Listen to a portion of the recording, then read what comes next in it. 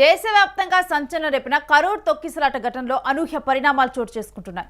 ఈ ఘటనపై దేశ అత్యున్నత న్యాయస్థానం సంచలన నిర్ణయాలు తీసుకుంది. తమిళనాడులోని కరూర్ తొక్కిసలాట ఘటనలో ఒక కీలక పరిణామం చోటు చేసుకుంది. టీవీకే అధ్యక్షుడు నటుడు విజయ్ కరూర్ నిర్వహించిన పొలిటికల్ ర్యాలీలో కూడా తొక్కిసలాటలో 41 మంది మృతి చెందడంపై సుప్రీంకోర్టు సిబిఐ దర్యాప్తును ఆదేశించింది. సిబిఐ దర్యాప్తును పర్యవేక్షించడానికి సుప్రీంకోర్టు రిటైర్డ్ న్యాయమూర్తి ఆధ్వర్యంలో ప్రత్యేక దర్యాప్తు బృందాన్ని ఏర్పాటు చేస్తామని సుప్రీంకోర్టు పేర్కొన్నది. కేసు దర్యాప్తును సిబిఐకి అప్పచెప్పాలని విజయ్ సుప్రీంకోర్టును ఆశ్రయించారు. విజయ్ కొన్ని రోజుల కిందట కరూర్లో పొలిటికల్ ర్యాలీ నిర్వహించారు. అయితే 10,000 మందికి అనుమతి ఇవ్వగా ఈ కార్యక్రమంలో దాదాపుగా కూడా 30,000 మంది వరకు కూడా హాజరయ్యారు. ఈ క్రమంలో ఇక్కడ ఒక్కసారిగా కూడా తొక్కిసలాట జరిగింది. ఈ ఘటనలో 41 మంది మృతి చెందారు. దీంట్లో దారుణమైన విషయం ఏంటంటే చిన్నారులు కూడా చనిపోవడం జరిగింది. దీనిపై కరూర్ పోలీసులు కేసు నమోదు చేసి దర్యాప్తు చేపట్టారు.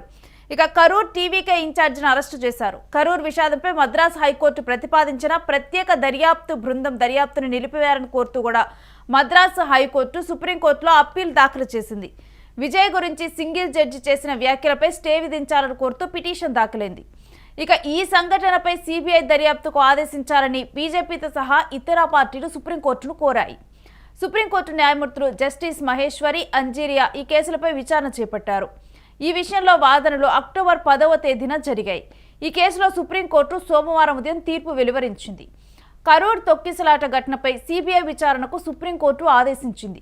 సిబిఐ దర్యాప్తును పర్యవేక్షించడానికి సుప్రీంకోర్టు రిటైర్డ్ న్యాయమూర్తి నేతృత్వంలో ప్రత్యేక దర్యాప్తు బృందాన్ని ఏర్పాటు చేస్తామని తెలిపింది.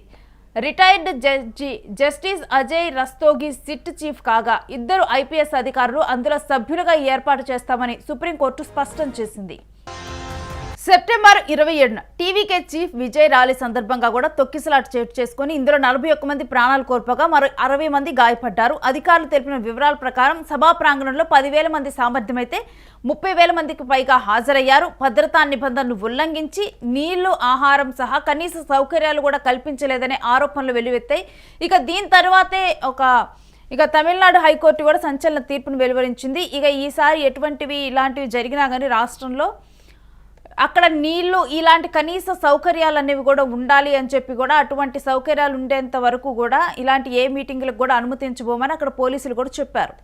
ఇక ముందుగా నిర్ణయించిన షెడ్యూల్ ప్రకారం కాకుండా విజయ్ ఆలస్యంగా వచ్చారని చెప్పి కూడా అప్పుడు పోలీసులు అక్కడ బందోబస్తులో పాల్గొన్నటువంటి పోలీసులు వాళ్ళు కూడా చెప్పారు. మధ్యాహ్నం 12 గంటలకు విజయ్ రావాల్సి ఉంది, కానీ రాత్రి 7 గంటలకు వచ్చారు విజయ్. ఇక ఆయన వచ్చేసరికే విజయ్ వస్తున్నారని చెప్పి కూడా అక్కడ రద్దీ పెరిగిపోయింది. ఎవరైతే ఇంకా టైం ఉంది కాబట్టి సాయంత్రానికి పనులు ముగించుకొని ఉన్న వాళ్ళందరూ కూడా వచ్చి ఇంకా అప్పుడు జాయిన్ అయిపోవటం జరిగింది. ఎక్కువ మంది హాజరయ్యారు. దీనివల్ల ఇక తమ ప్రచార రథం వెంట కూడా వాహనాల్లో జనసమూహాన్ని తీసుకువచ్చినట్లుగా కూడా తెలిసింది. ఇక ఈ సమయంలో చాలామంది చెట్లు, ఇంటి పైకప్పులు, విద్యుత్ స్తంభాలు ఎక్కారు.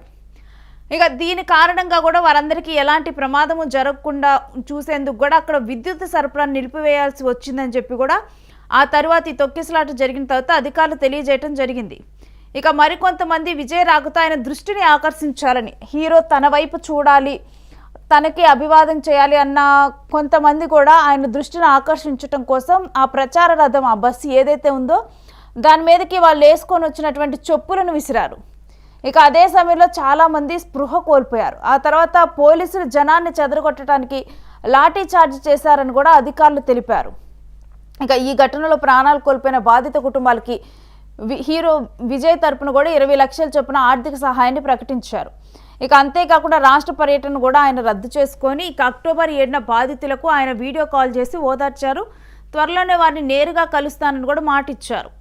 ఇక తొక్కిసలాట ఘటనపై కేసు నమోదు చేసిన పోలీసులు టీవీకే కరూర్ జిల్లా సెక్రటరీని అరెస్టు చేశారు. ఇక టీవీకే ప్రధాన కార్యదర్శి, జాయింట్ సెక్రటరీల మీద కూడా కేసు నమోదైంది. వారు ప్రస్తుతం అయితే పరారీలో ఉన్నారు. కరూర్ తొక్కిసలాట సిబిఐ విచారణ త్వరలో మొదలవనుంది.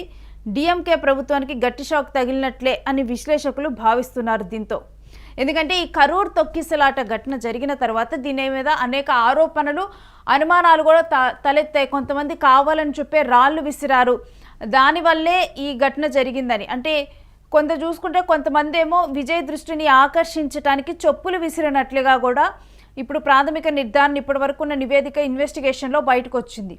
అయితే అప్పుడు వచ్చిన ఆరోపణలు ఏంటంటే కొంతమంది కావాలని చెప్పి రాళ్ళు విసరటం జరిగింది. ఇంకా దీంతో అలజడి జరిగి ఎక్కడికక్కడ కూడా ఉద్రిక్తత తలెత్తింది అని చెప్పి దీని మీద పలు అనుమానాలు ఉన్నాయని కూడా అనుమానాలు లేవనెత్తారు.